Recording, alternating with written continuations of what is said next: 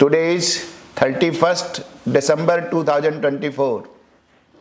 Year 2024, which was momentous in world history, is going to pass in oblivion. This year was defining year for many of us. India became one of the most populous countries in the world. It is a landmark achievement. We could inaugurate Ram Janmabhoomi temple at Ayodhya, which is the Prerna Srot of millions in the world. It is a landmark and defining event for cultural renaissance. This year also saw the re-election of our esteemed Prime Minister Narendra Modi for the third time. This is also a landmark event. We could conduct elections peacefully in the state of Jammu and Kashmir. It was a landmark event. Year 2024 has been defining in many respects. In the world of sports, we could win World Cup in cricket. Is a landmark achievement. It makes us proud. And in chess, we have got many major breakthroughs. Our girl Kempi and our boy Gukesh has done us proud. In the world of sciences and engineering also, this year has been landmark. Will Aditya rocket in the early part of the year, and in the concluding year, willow chip, which has been fabricated in the field of quantum computing, which will revolutionize the field of supercomputing in quantum computing. That is also a landmark achievement. ये साल 2024 आज उसके कुछ अंतिम क्षण हैं, खत्म होने जा रहा है. वो हमारे लिए बहुत आशा का, उल्लास का क्षण लेकर आया था. भारतीय न्याय की दिशा में भी एक लैंडमार्क ईयर रहा है. पुराने कॉलोनियल ईयर पास्ट के माइंडसेट के नियमों को, कानूनों को तिलांजलि देते हुए हम लोगों ने भारतीय अधिनियम, साक्ष्य अधिनियम, भारतीय न्याय संहिता, भारतीय नागरिक सुरक्षा संहिता भी इसी वर्ष अंगीकार की है. तो ये वर्ष जो बहुत मोमेंटस था, हमारे युवाओं के लिए कैसा रहा? भारत एक युवा देश है. हमारे युवा विश्व के हर क्षेत्र में अपना परचम लहरा रहे हैं. मैंने ये एपिसोड आज से 4 वर्ष पूर्व बनाना चालू किया था, hopes and aspirations of young India. ये उसका चौथा अंक है. इस चौथे अंक में मैं आप सबका बहुत बहुत स्वागत करता हूं. अब मैं आज देश के विभिन्न हिस्सों से बुलाए हुए अपने प्रतिनिधियों को बुलाता हूं, जो 2024 उनके लिए कैसा रहा और 2025 कैसा होना चाहिए, कैसा होगा देश के लिए, समाज के लिए, राज्य के लिए और विश्व के लिए. उस एपिसोड के लिए मैं आपको आमंत्रित करता हूं. स्वागत है अविनाश मिश्रा जी.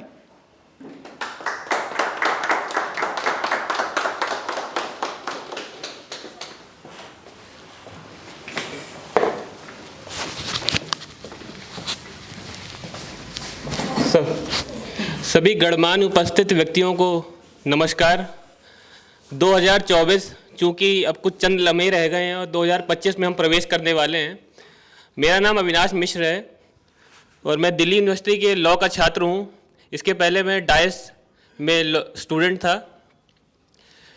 2025 में हम प्रवेश करने वाले हैं. उसमें हमारी प्रेजेंट गवर्नमेंट ने 2025 में टीबी को एलिमिनेट करने का एक लक्ष्य रखा है, जिससे बहुत हद तक इस साल, जो कि वर्ल्ड के 2030 के लक्ष्य से हम 5 साल पहले हासिल करने में सबसे आगे रहेंगे. एक hope and aspiration as a youth अपनी कंट्री का हमारा ये है कि 2030 तक हमें SDG गोल्स अचीव करना है. और वर्ल्ड ओवर क्लाइमेट इमरजेंसी हम विटनेस कर रहे हैं. क्लाइमेट चेंज विजिबल है, तो अब हमारे पास 5 साल है कठोर और कठिन कदम हम उठाएं, जिससे कि हमारे आने वाला भविष्य को हम वैसा ही वातावरण दे के जाएँ जैसा कि हमारे पुरखों ने हमें दिया है। साथ ही as a pleader of law, चूँकि मैं लॉ का छात्र हूँ, तो जाने माने जज ने ये बात कही थी कि as far as possible we must, हमें सारे केसेस को आउट ऑफ कोर्ट ही सेटल करना चाहिए, क्योंकि कोर्ट में समय और पैसा जो भी दोनों पार्टीज का जाता है, as far as possible arbitration और रिकन्सिलिएशन से मैटर को सेटल होना चाहिए। क्योंकि आज भी हम देखते हैं 70% केसेस लोअर कोर्ट में वो जमीन के विवाद से संबंधित है। तो arbitration should be a solution in the coming future, as well as we should become job creators instead of looking for jobs. Also, we as a country, as we know, we have become the largest country by population. We should become the exporter of manpower to the world. Okay, thank you.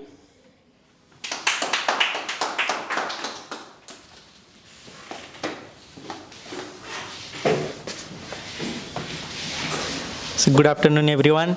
So this day is the last day of 2024, and in certain hours we are approaching towards 2025.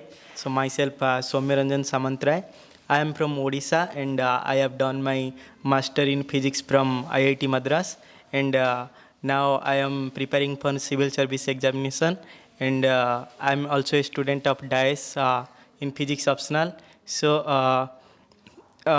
as we are going towards 2025, so we should adopt certain promises that we will follow in 2025, so that our lifestyle and our works and duties and every steps that we are going to take that will not hurt anyone, and will help the peoples in various fields, and also take India towards a prosperous and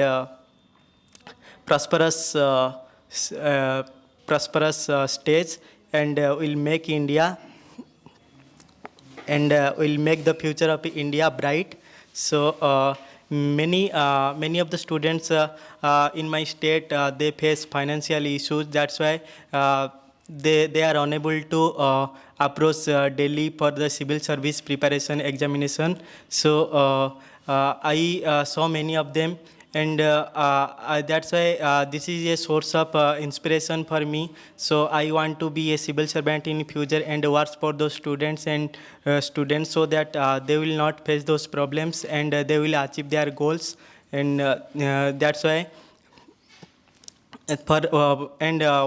one more thing, we also take promise that we should never stop in our journey of life, and whatever the hurdles may come, they will try to imbalance ourselves, but we should remain, we should consolidate ourselves in our journey, so that we can achieve our goals and make our country proudful. That is, thank you all. So at the last, I will greet everyone in Odia. So जगन्नाथଙ୍କ कृपाରୁ 2025 वर्ष आपण समस्तଙ୍କ ପାଇଁ कृपामय हो एवं समस्तଙ୍କ ପାଇଁ मंगलमय हो। Thank you all.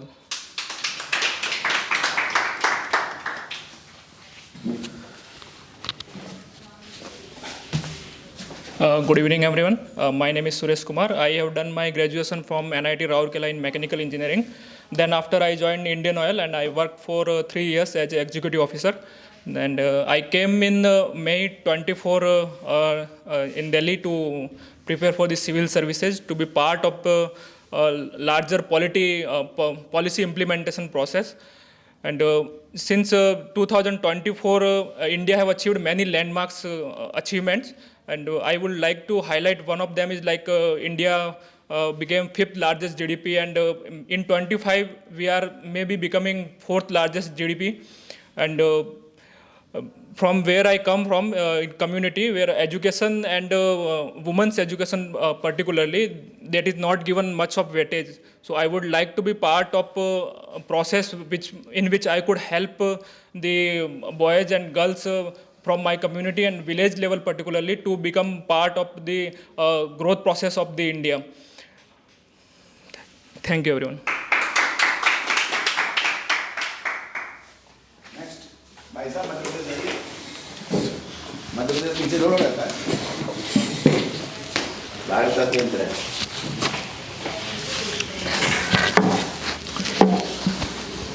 Hello guys, my name is Aditya. Okay. Hello guys, my name is Aditya. I am from Gwalior, Madhya Pradesh. I have done my graduation from IIT Roorkee in electrical engineering.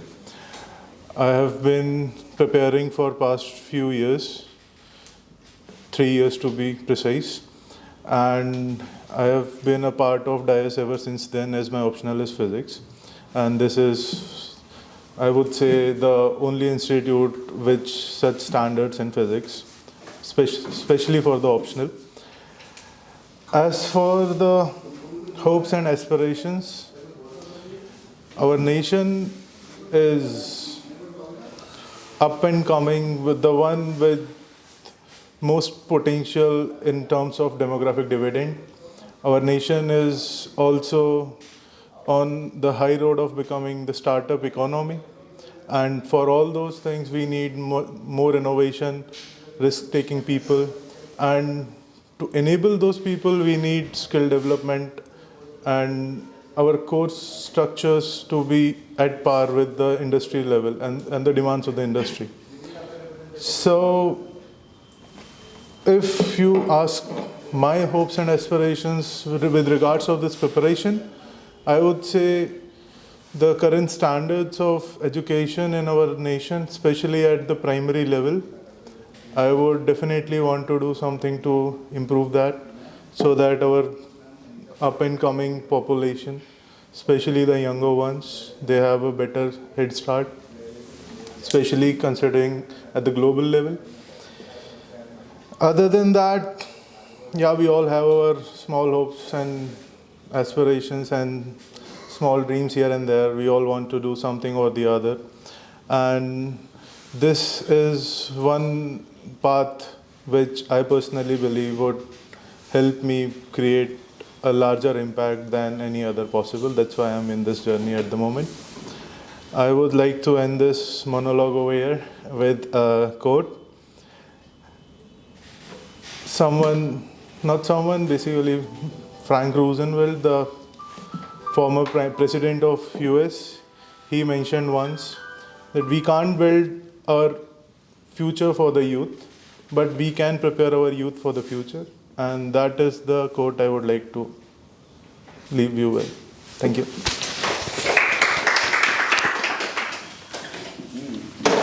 Bihar के representative में जाओ।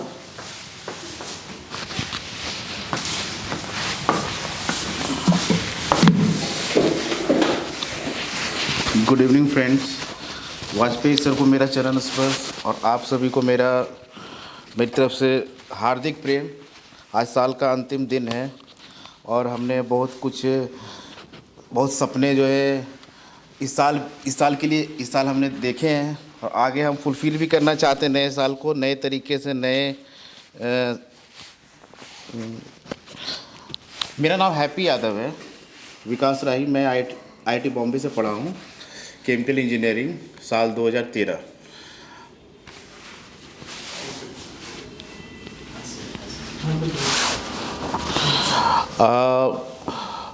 Chemical engineering के बाद मैं एक student की तरह ही जो है अपने कैरियर में बिज़ी हो गया। हर किसी का होता है नौकरी पाने की, जीवन में UPSC करने की। मैं भी आप लोगों की तरह ही डाइस ज्वाइन किया, यहाँ पे केमिस्ट्री ऑप्शनल किया, 2 इंटरव्यू फेस किए और लगातार लगा रहा। बहुत कुछ सीखने को मिला इस प्रोसेस में, जो एक जैसे गोल, जैसे कहने का मतलब तारे हैं पर चांद एक ही है, समझ रहे हैं? तारे बिखरे पड़े आसमान में, चांद एक ही है। तो इस भीड़ में जो होप्स एंड एस्पिरेशंस जो हर किसी की होती है, उसको डिफ़ाइन करना हर किसी का अलग होता है, बहुत डिफ़िकल्ट हो जाता है। तो एक गाइडेंस जो डाइस मुझे प्रोवाइड किया, उसके लिए मैं बहुत बड़ा जो है कि मैं थैंक्स करना चाहूँगा सर को। आज मैं गया से बिलोंग करता हूँ।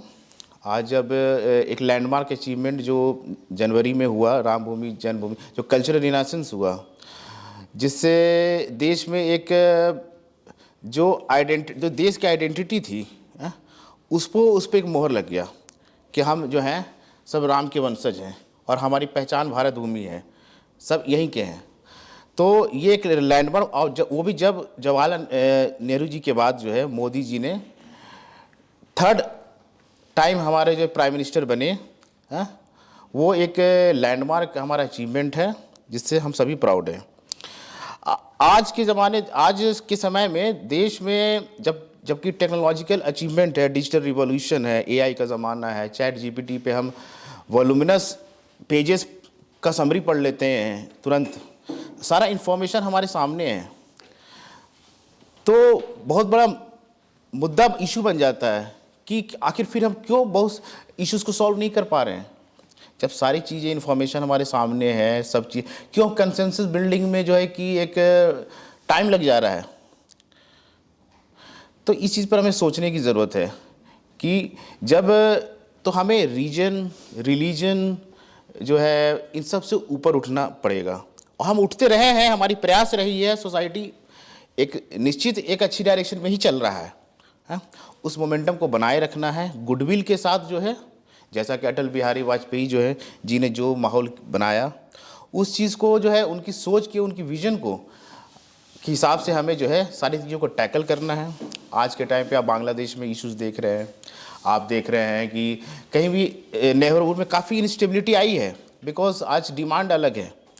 आज नेपाल के साथ भी दिक्कतें आ रही हैं क्योंकि आज का डिमांड अलग है, नेपाल की चाइना के साथ प्रॉक्सिमिटी बढ़ रही है।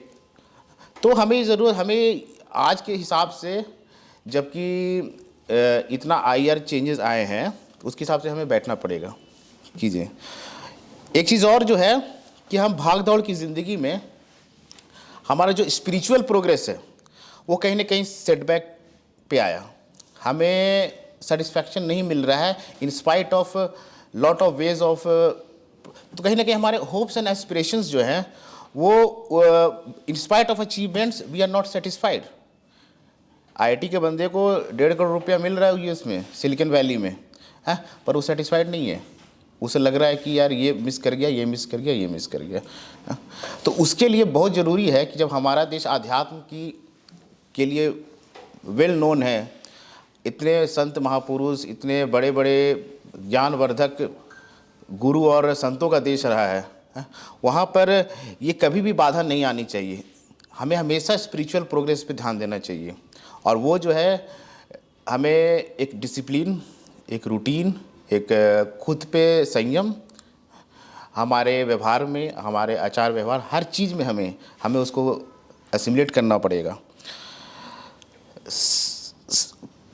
अभी सर बोल रहे थे बिलो चिप का, ये जो क्वांटम का जो है एक लैंडमार्क जो अचीवमेंट है कि हम सुपर कंडक्टर को हम अब एकदम कोने में ले आए, एक छोटी सी जगह में ले आए, और हम बड़े से बड़े कैलकुलेशन कर लेंगे, आगे होगा। ये अच्छी बात है, साइंस तो प्रोग्रेस कर ही रही है। इसरो भी एक पे एक माइलस्टोन हर साल अचीव कर रही है, पर प्रश्न ये है कि क्या हमारे होप्स एंड एस्पिरेशंस यहीं तक सीमित हैं? पॉलिटिकल हो गया, सोशल हो गया, इन्वायरमेंट हो गया, हम कहाँ पे हर एरिया में there are issues, there is progress, there is work done. कहीं पे ज़्यादा दिक्कतें हैं, कहीं पे कम दिक्कतें, हम सफलता की ओर ही जा रहे हैं, इसमें कोई शक हमें नहीं होना चाहिए। We should be proud of ourselves and we should work to resolve our issues, differences wherever it exists. The work, इस एक चीज़ मैं कहूँगा। और एक चीज़ और है कि right karma brings right happiness, action is born to give reaction. इसलिए हमारी सोच जो है हमेशा शुद्ध होना चाहिए, पवित्र होना चाहिए, और हमें कभी भी जो है डिप्रेशन या नेगेटिव नहीं सोचना चाहिए। ये हमारा पहला आउटलुक होना चाहिए हमारे जीवन के प्रति। इस चीज़ को मैं स्ट्रेस करना चाहूँगा, because meaningful work in right direction can only give only those efforts can give productive result. जो अपना कृष्ण भगवान का जो ये एक है कि कर्म का जो सिद्धांत है, जो उस पर हमें अडिग रहना है, और सही कर्म ही सही रिजल्ट देंगे। जैसा करेंगे वैसा पाएंगे, साफ सुथरी बात है। पाकिस्तान जैसा कर रहा है वैसा पाया, तो इसमें हमें कोई आश्चर्य नहीं होना चाहिए। जैसा as you sow so you will reap. इन्हीं शब्दों के साथ मैं विराम देना चाहूँगा, और डाइस कोचिंग को जो है कि मेरे पर्सनल जो है उत्थान में मेरी पर्सनल जो है कि एम्बिशंस को ऊपर कर, इसका बहुत अहम भूमिका रही है। मैं सभी टीचर्स, स्टूडेंट्स, आप सबको जो है मैं दिल से जो है धन्यवाद कहूँगा। Thank you very much.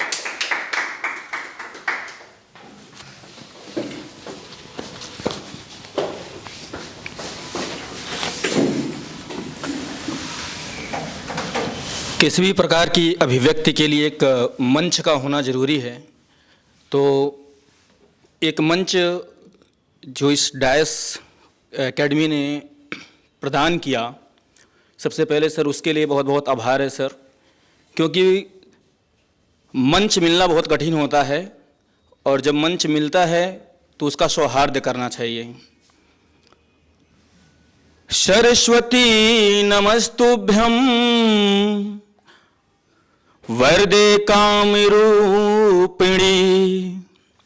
विद्यारंभं करिष्यामि सिद्धिर्भवतु मे सदा। एक प्रासंगिक रेखा खींची गई है 9 वर्ष और पुराने वर्ष के बीच में, लेकिन माँ सरस्वती का आशीर्वाद दोनों उन प्रासंगिक चिन्हों के बीच में हमारे बीच बना रहे। मैं अपनी वाणी से मैं अपना परिचय देता हूं। मैं शुभम पंडित बाबा भैरवनाथ की धरती आजमगढ़ उत्तर प्रदेश से हूं, और मेरा जो ग्रेजुएशन है और पोस्ट ग्रेजुएशन है दोनों सिबली नेशनल कॉलेज आजमगढ़ से ही हुआ है। और सर से मैं जब पहली बार मिला था, मैं क्यों ये बात बता रहा हूं कि सर ने कहा कि तुम अब मेरे यहाँ आ गए हो तो समझ लो कि तुमने सारी यूनिवर्सिटी से डिग्रियां ले ली हैं। मैंने सर से कहा था कि सर मैं थोड़ा सा अपने आप को ये लैक फील कर रहा हूँ कि आपके मैंने कई लेक्चर देखे थे जिसमें आपने ये कहा था कि ये कोई IIT से आ रहा है, कोई यहाँ से आ रहा है। मैं सर एक आजमगढ़ के डिग्री कॉलेज से पढ़ के आ रहा हूँ। तो सर ने कहा कि कोई बात नहीं, तुम अब मेरे पास आ गए हो तो तुम समझ लो कि इंडिया की जितनी भी टॉप यूनिवर्सिटीज़ हैं, जितने भी कॉलेज हैं, तुमने वहाँ से डिग्री ले ली। तो मैं मंच से कहना चाह रहा हूँ कि मैं ग्रेजुएशन और पोस्ट ग्रेजुएशन हर उस यूनिवर्सिटी से हो गया हूँ जो इंडिया में है। ये मेरा साधारण सा परिचय रहा। अब इस मंच की सार्थकता को मैं बताना चाहता हूँ। क्या है मंच दिया गया है? Hope and aspirations. तो वह मैं अपने स्वयं के स्टार्टअप से शुरू करता हूँ कि क्या है। 2025 से लेकर आगे तक मैं सबसे पहले उस विश्वास की सार्थकता को सिद्ध करना चाहता हूँ जिस विश्वास को मेरे पिताजी ने मुझ में दिखाया है, और उस विश्वास को जो लेकर मैं यहाँ दिल्ली में आया हूँ। और दिल्ली में मैं सितंबर महीने में आया हूँ, 2024 में ही आया हूँ, ज्वाइन किया हूँ। अब दूसरी सार्थकता क्या है जो इस मंच का है, मैं जो देखना चाहता हूँ। तो सर मैंने अपने अगल बगल देखा कि जो प्रायोगिक शिक्षा है उसका बड़ा अभाव है सर। जो प्रैक्टिकल है साइंस के क्षेत्र में, मैं क्योंकि मैं जहां तक देख पाया हूं वहीं तक देखा हूं। मैं सीधे आजमगढ़ उत्तर प्रदेश से उठ के यहीं पे आया, और वहां पर क्या होता है कि जो 9, 10, 11, 12 लेवल पे जो करिकुलम्स हैं, जो प्रैक्टिकल करिकुलम्स हैं, जो अदर एक्टिविटीज़ हैं स्कूलों में, वो बहुत वीक हैं। वो रटे रटाए सर प्रैक्टिकल होते हैं। वो प्रैक्टिकल स्टूडेंट्स को पता होता है कि यही आएगा, यही लिखना है और यही बताया जाएगा। तो मैं पहली बात, ये जो भूमिगत सुधार एक तरीके से है जहां से निर्माण होता है, जहां से स्तंभ का नव निर्माण होता है, मैं उस चाहूंगा कि जब भी मैं आगे जाऊं, मैं कहीं भी जाऊं, या जो मुझे सुन पा रहा हो इस मंच से, वो सबसे पहली बात, जिस क्षेत्र में भी जहां भी आप हों, जो भी सुन रहे हों, 9, 10th, 11th, 12th इसमें जो मैं चूंकि विज्ञान वर्ग का छात्र हूं, साइंस मेरा बैकग्राउंड रहा है, तो मैं चाहता हूं कि जो प्रायोगिक परीक्षाएं हैं उनकी सार्थकता बहुत ही 100% सही हो, क्योंकि वही बच्चों में सही निर्माण कराएगा। और उसके बाद अगर मैं और आगे जाता हूं, मैं क्या देखता हूं, अभी बहुत ही अच्छे अच्छे व्यक्तित्व यहां पे थे, बहुत अच्छे अच्छे लोग यहां पे आए और सभी लोगों ने अपना परिचय दिया और उन्होंने अपने होप्स भी बताए। और कहीं ना कहीं अगर उसमें से कॉमन निकल के आता है, जो बात आती है, जो सर ने भी कहा, बहुत सारे ऐसे लैंडमार्क्स भी सभी ने काउंट किए। और चूंकि उत्तर प्रदेश की जनसंख्या बहुत ज़्यादा है तो मेरा समय भी आप समझ सकते हैं, उत्तर प्रदेश से मैं दूसरी बार हूं। और एक सम्मान अगर आप पूरा अगर कैलकुलेट करें तो यूथ हमारे सामने है। ऊर्जा और समय का गुणनफल नियत है, ऊर्जा और समय का गुणनफल नियत है। अगर ऊर्जा बढ़ाओगे तो कम समय में प्रोडक्टिविटी मिलेगी, ऊर्जा कम है तो समय ज्यादा लगाना पड़ेगा। वह ऊर्जा आती है युवाओं से, लेकिन वो युवा कब आएंगे इस मंच पे, कब वो समझे कि हां मेरी दायित्व है, जब उनको उचित सम्मान मिलेगा।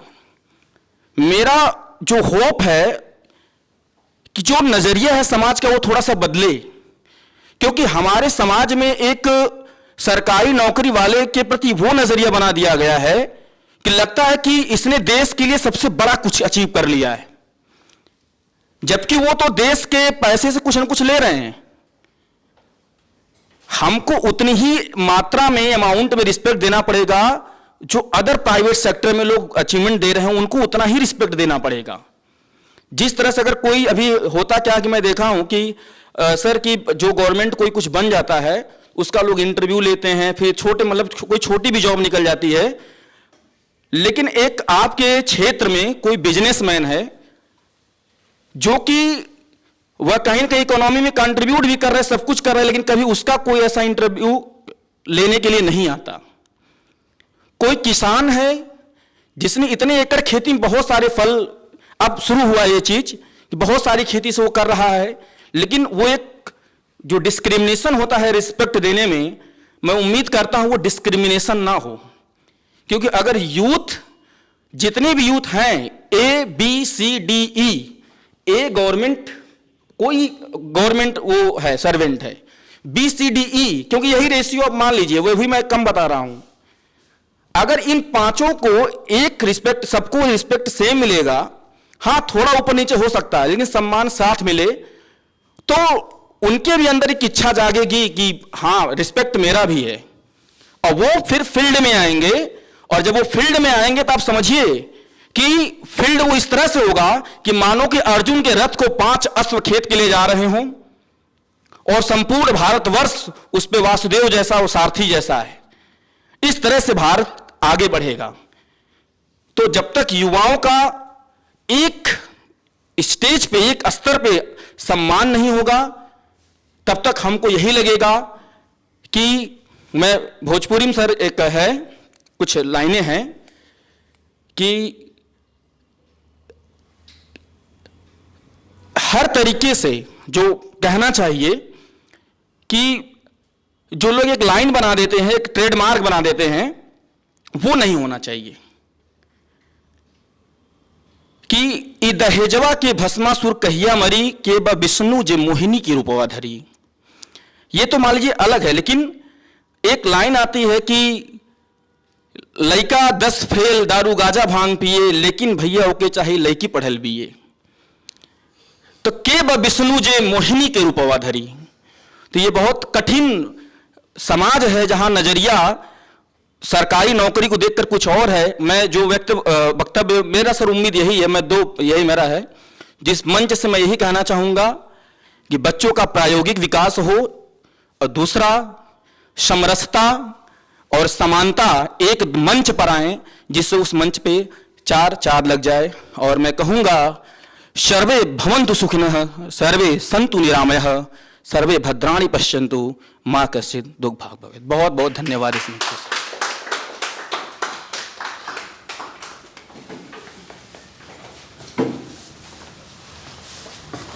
कितनी देर हो गया?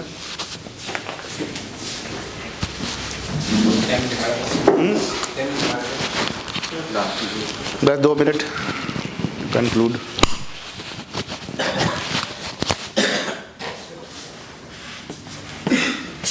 आपके इस hopes and aspirations of young India 2025 के इस अंक में आप सबने भारत के विभिन्न हिस्सों से आए हुए युवाओं की आकांक्षाओं और उम्मीदों के बारे में सुना।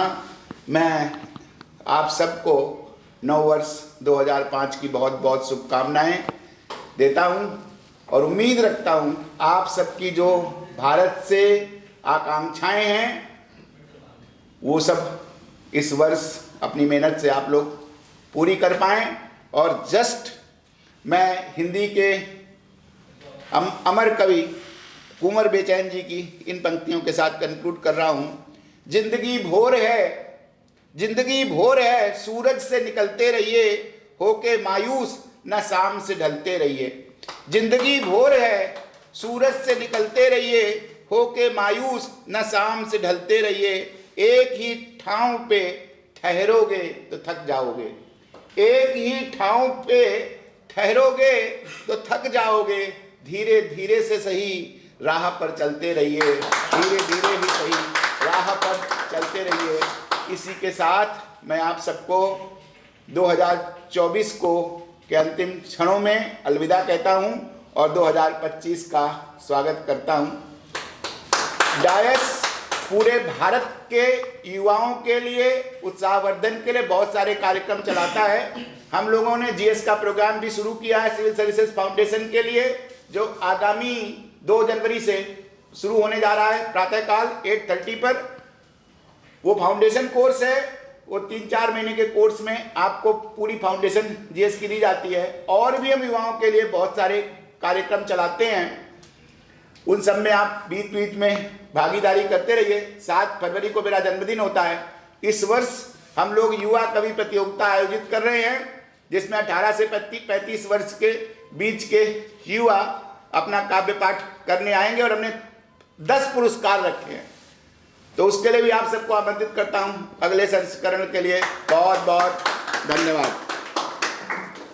भारत माता की जय। जय हिंद। जय जगन्नाथ। जय जगन्नाथ। हार्दिक शुभकामनाएं। राम राम सा नवा साल री हार्दिक शुभकामना आप सबने। 2025 वर्ष ସମସ୍ତଙ୍କ ପାଇଁ ଶୁଭମୟ ଏବଂ ମଙ୍ଗଳମୟ ହଉ। ସମସ୍ତଙ୍କୁ ଅନେକ ଅନେକ ହାର୍ଦ୍ଦିକ ଅଭିନନ୍ଦନ ଓ शुभकामना। समस्त भारतवर्ष को नव वर्ष 2025 की बहुत बहुत शुभकामनाएं एवं बधाइयां। नया वर्ष हो गए, अब खूब नाचा गावा, मुबारक हो सबके। Happy New Year, guys. Wish you all a very happy and prosperous 2025. नव वर्ष की बहुत बहुत सारी शुभकामनाएं आप सभी को। मेरे तरफ से मिथिला वासियों को नव वर्ष शुभकामनाएं।